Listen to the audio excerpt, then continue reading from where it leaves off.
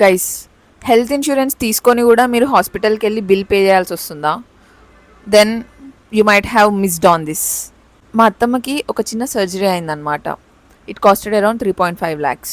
మా మామయ్య ఏమనుకున్నాడు, నేను హెల్త్ ఇన్సూరెన్స్ తీసుకున్నా, కవరేజ్ 10 lakhs, సో ఈ 3.5 lakhs అందులో కవర్ అయిపోతుంది, నేను ఇంకేం ఎక్స్ట్రా అమౌంట్ పే చేయని అవసరం లేదు అనుకున్నాడు. But then hospital staff bill ఇచ్చి, సార్ మీరు 3.5 lakhs కట్టాలి అని చెప్పారు. మా మామయ్య ఉండి, అదేంటి ఇన్సూరెన్స్ డీటెయిల్స్ అని ఇచ్చాం కదా, క్లెయిమ్ చేసుకొని ఇన్సూరెన్స్ అని అడిగితే, సార్ మీరు తీసుకున్న ఇన్సూరెన్స్ కంపెనీకి మా హాస్పిటల్ నెట్వర్క్ హాస్పిటల్ కాదు.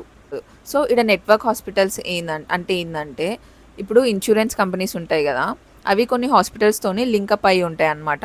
మనం ఒకవేళ ఆ లింకప్ అయిన హాస్పిటల్స్లో ట్రీట్మెంట్ చేయించుకుంటే టోటల్ క్యాష్లెస్, అంటే మొత్తం వాళ్ళే రియంబర్స్ చేసేసుకుంటారు. బట్ మనం వేరే హాస్పిటల్స్లో చేయించుకున్నాం అనుకోండి, మనం ఫస్ట్ అమౌంట్ పే చేసి బిల్ పే చేసి తర్వాత ఆ బిల్స్ తీసుకొని మన ఇన్సూరెన్స్ కంపెనీస్ నుండి క్లెయిమ్ చేసుకోవాలి.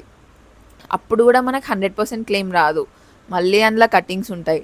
సో అయితే మీ ఏరియాస్లో నియర్ బై ఏమైనా నెట్వర్క్ హాస్పిటల్స్ ఉన్నాయా లేవా చూసుకొని ఇన్సూరెన్స్ ప్రీమియం కట్టండి, సో దాట్ మీరు క్యాష్లెస్ పేమెంట్ చేసుకోవచ్చు. అదర్వైజ్ మీరు మళ్ళీ మీ హ్యాండ్ నుండి డబ్బులు కట్టాల్సి వస్తుంది.